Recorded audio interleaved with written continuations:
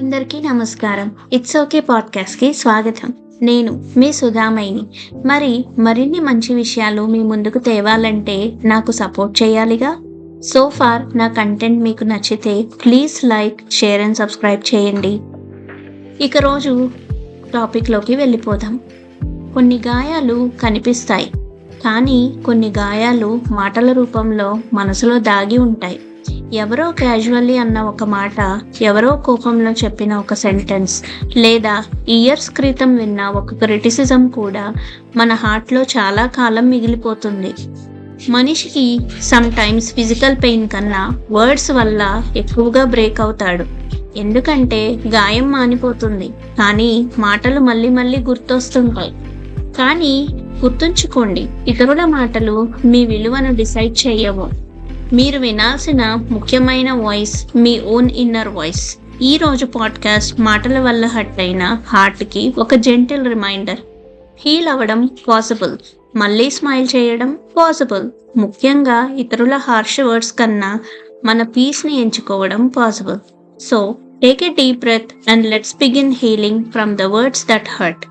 ఒక funny story మీకోసం. నేను అండర్ గ్రాడ్యుయేషన్ కోసం అవుట్ ఆఫ్ స్టేట్లో ఉన్న ఒక ఇంజనీరింగ్ కాలేజ్లో జాయిన్ అయ్యాను. అది కొత్త కాలేజ్, మాదే ఫస్ట్ బ్యాచ్. మొత్తం 70 స్టూడెంట్స్. అందరం హాస్టల్లో ఉండేవాళ్ళం.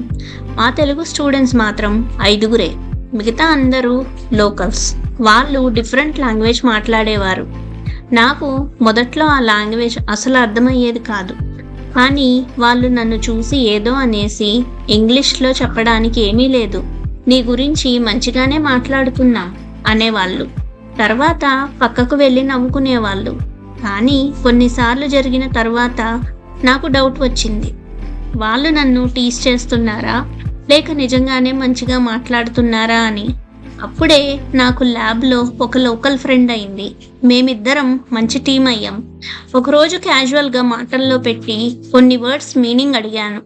ఆమె నవ్వుతూ అవి టీజింగ్ వర్డ్స్, కొన్ని యానిమల్ నేమ్స్ కూడా అంది. అప్పుడు నాకంతా అర్థమైంది. సరే, ఒకరోజు నాకు కూడా టైం వస్తుందనుకున్నాను. ఒకరోజు హాస్టల్ ఫ్లోర్స్ వాషింగ్ ఏరియా దగ్గర మళ్ళీ వాళ్ళ ముగ్గురు కనిపించారు. మళ్ళీ అదే టీజింగ్ వర్డ్ స్టార్ట్ చేశారు. ఈసారి నేను సైలెంట్గా విన్నాను. వాళ్ళు చెప్పిన ప్రతి వర్డ్ మైండ్లో రికార్డ్ చేసుకున్నాను. అన్నీ అయిపోయాక నేను కామ్గా ఇలా అన్నాను, మీకు కూడా ఒక సర్ప్రైజ్ ఉంది. వాళ్ళు ఒక్కసారిగా సైలెంట్ అయ్యి నా వైపు చూశారు. అప్పుడు వాళ్ళు చెప్పిన అన్ని వర్డ్స్ని వాళ్ళ లాంగ్వేజ్లో వాళ్ళకే రిపీట్ చేశాను. వాళ్ళు షాక్ అయిపోయి, నీకు ఈ వర్డ్స్ మీనింగ్ తెలుసా అని అడిగారు.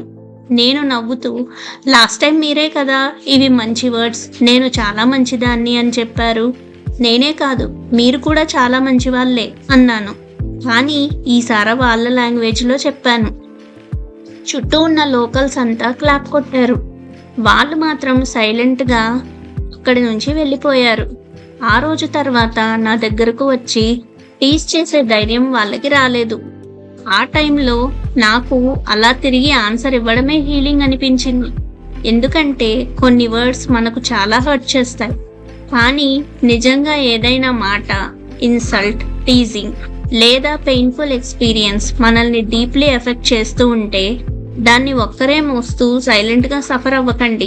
ప్రొఫెషనల్ హెల్ప్ తీసుకోవడం తప్పు కాదు, మాట్లాడడం వీక్నెస్ కాదు. హీలింగ్ అనేది సమ్టైమ్స్ సపోర్ట్ తీసుకున్నప్పుడే మొదలవుతుంది. మళ్ళీ డైలీ డోస్ ఆఫ్ మోటివేషన్తో ఇంకో ఎపిసోడ్లో కలుద్దాం. అప్పటి వరకు మిమ్మల్ని మీరు చాలా జాగ్రత్తగా చూసుకోండి. Signing off, Sudhamayi.